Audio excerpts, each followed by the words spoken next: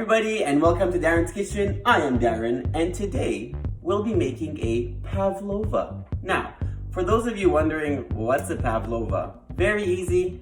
A Pavlova is basically a French meringue topped with whipped cream and then garnished with fruit.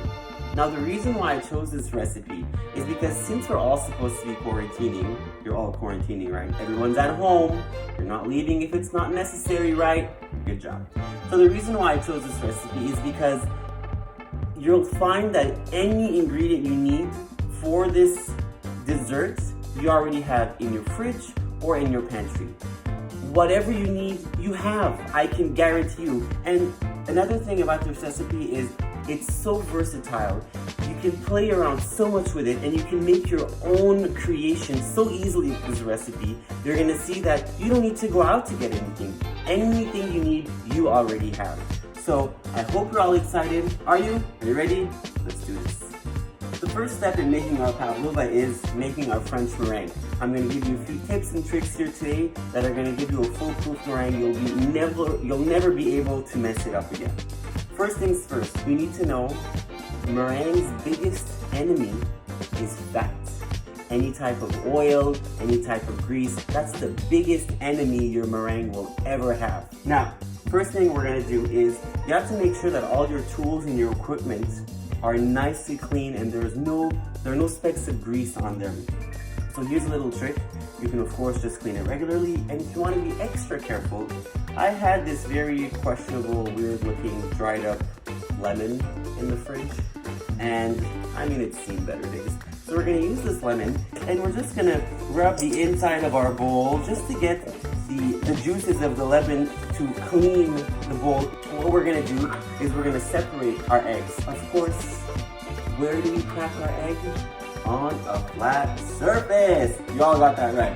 So, crack it on a flat surface, and this is how we're going to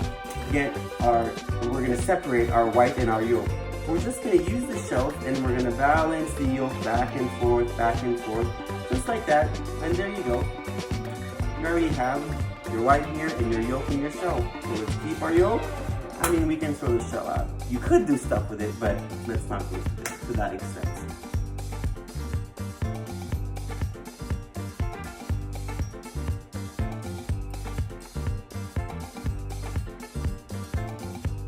What we're gonna do now is, I have this little spice here that's considered. It's called cream of tartar, or crème de tartre in French. If you don't have this, don't worry. I'm gonna give you a replacement for it. But what this does is it kills the protein in your egg white, because your egg whites are very dense. They're very high in protein. So what this does, this is an acid that will eat away at the protein, so it separates it better, and that way when you incorporate your air, when you whip your meringue, it's going to incorporate the air bubbles equally in there, and it's going to give you nice, fluffy, and light meringue, which is what we want.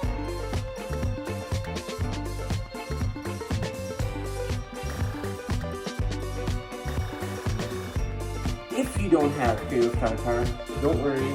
What we're going to use is, remember my questionable lemon from before? We're going to use the juice of this lemon. You're just going to drop literally a few drops of lemon juice in your egg white, beat it up, and it's going to serve the same purpose. If you don't have a lemon, you can use white vinegar, you can use apple cider vinegar. And since that's been sitting there for a bit, now we can start whipping it. Here we go. So our meringue looks like snow, kind of, and it's called soft peaks because you have little peaks when you lift your whip. You have little peaks here, and they're not too stiff. You can still move it around. They're pretty flexible, and that's why it's called soft peak, or monté en neige, as we say in French. Now the first thing we're going to do is we're going to add our first sugar, our granulated sugar. We're going to add it to our meringue, and we're going to whip it until we have stiff peaks, or bec d'oiseau, as they say in French.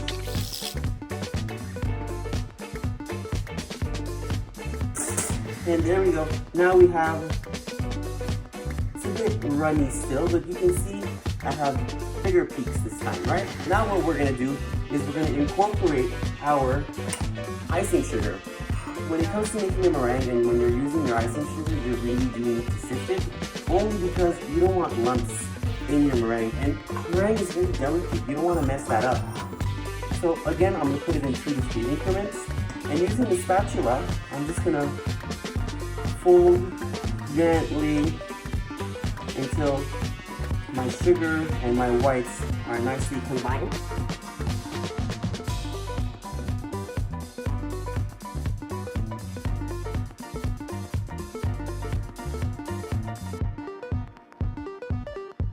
And again, don't overmix, and here we have our meringue.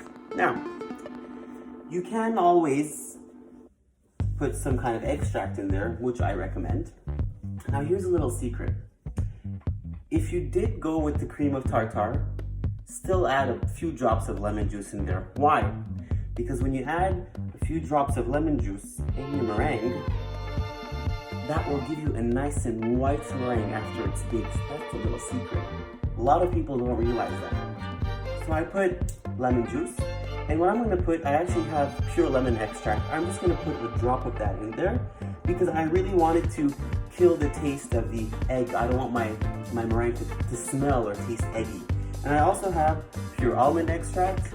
I chose almond just because I like that. I am putting 1 or 2 drops of that in there, and we're going to give it a gentle stir. We're going to fold it actually. We're not going to stir. We don't want it to deflate. So we fold it gently, and that's that. That's pretty much all you need to know for your meringue. So now that I have my meringue ready, I have my tray lined with parchment paper. If you don't have parchment paper, you can always use a silicone mat if you have. And what I'm going to do is I'm going to take my meringue with my spatula, see how easy it is, and just plop it on here gently. And you don't have to make it perfect or anything. Just make it a nice circle, as round as you can. If you want to make it a square, a rectangle, whatever shape you fancy, go ahead. So I'm making a circle that's about 7 to 9 inches in diameter with a little indent in the middle. So the sides are going to be sitting higher up in the middle. And what I'm actually going to do is using an ice cream scoop. You don't have to do this, of course. You can just do the one big one. With an ice cream scoop, I'm going to put 2 rounds here of meringue. If you want, you always have the option to make one big one for the family, or you can make individual ones. It's whatever you prefer. And with these little ones, I'm just going to use the back of my scoop to make a little indent in the middle. And that's it. So you have 1 big and 2 small pavlovas. Of course, you can use your entire meringue mix to make one big one, or you can make smaller ones. And you can dress it up and dress it down any way you'd like. We're going to put this in the oven on 200 degrees Fahrenheit for 1 hour. That's right, we're going to put it half hour, rotate, and leave it for another half hour. And that's pretty much all the time you need for your meringue to bake. What I'm going to do now actually is I had these roasted sliced almonds in the pantry, and I'm actually going to use these to decorate my meringue right before it goes in the oven. Just sprinkle it on there, it's going to stick to it. Of course, if you'd like, you can incorporate this in the meringue itself while you're folding, but I think it's going to be nicer to have a little decoration going on here.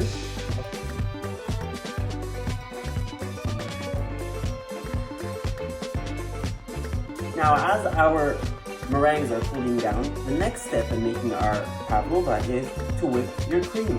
Now, I have 1 cup of cream, and to that 1 cup, I'm going to add about 2 tablespoons of sugar. You can put less if you want. Don't put too much more, you're not going to eat it. And if you want, you can also add vanilla extract to your cream. But I'm not going to because I'm going to add something else later, and you'll see how that works. So if you don't have cream, whipping cream, don't worry. You can make yourself a pastry cream. If you're a baker and you have buttercream sitting in the fridge with some cake you did and you have a little leftover, use that to garnish your pavlova with. If you don't have that, you can always make a lemon curd, a lime curd. If you have pudding in your pantry, one of those packaged pre-made pudding, use those. Why not? Everything works. So the trick in making a successful whipped cream is all your tools have to be cold. Now I had my cream in my bowl with my whisk, and they were all in the fridge. So that way they're nice and cold, and now I can whip it really easy.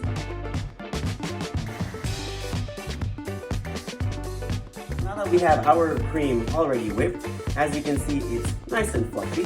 What we're gonna do next is we're gonna start making and finishing our pavlova. So now here I have my baked pavlova, my baked meringue, I should say. As you can see, it's still pretty white. It's not as yellow as you'll see most often. So now I have this ready, and now I have my cream ready. So what I'm gonna do is I'm going to plop the cream on there. Just give it a nice little spread. You don't have to put too much.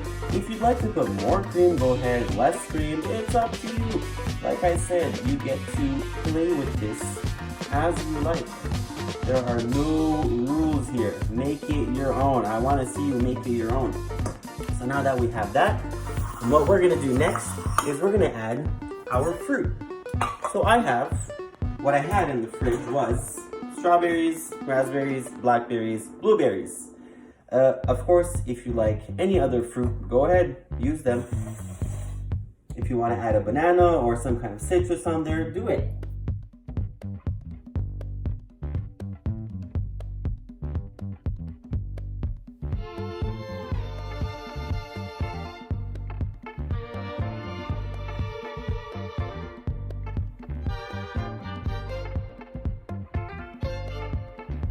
Now, how good does that look? Come on. Now, if you're like me and you like to eat a certain way, which I do, that's what the individual ones are for. See, remember our minis that we made, the individual ones? This is what we're gonna use it for. So if you'd like I said, you can make one big one and have the entire family share it, or if you're 4, 5, 6, 7 people at home, make individual ones and have like a mini buffet going on. Leave all the garnishes around, and then everybody can just make their own. Now, for instance, what I'm gonna do is I still have some cream left here. I'm gonna put my cream, of course, and I actually don't like strawberries. I really don't like strawberries. So I'm gonna put my cream on there.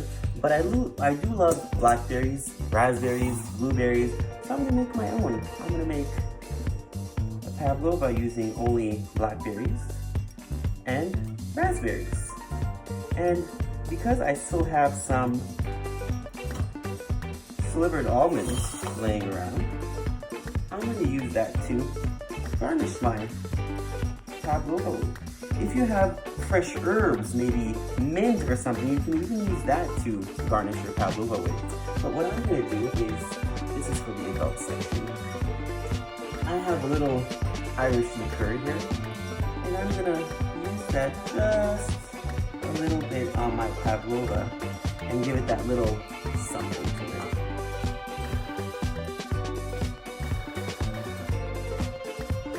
And that is how I'm going to enjoy my pavlova. How are you going to enjoy yours? Oh yeah. Listen to that crunch.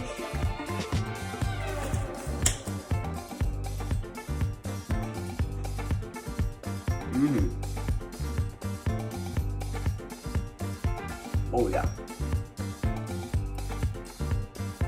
The only thing that would make this better is if I could put butter on it. And that's all we have for today, guys. I hope you enjoyed this little class. I hope you learned something out of it. And I hope you all make your own very special creation of a pavlova. Remember to subscribe to our YouTube channel. Go follow us on Instagram, on Facebook, and comment if you have any questions or any suggestions for future recipes. And of course, share your pictures with us. I want to see what kind of pavlovas you have ready for us. I want to see all the different twists and all the different ingredients you're going to incorporate in your pavlova. Have fun, stay indoors, stay safe, and make this a fun activity with the family. Have a great one, and I'll see you later.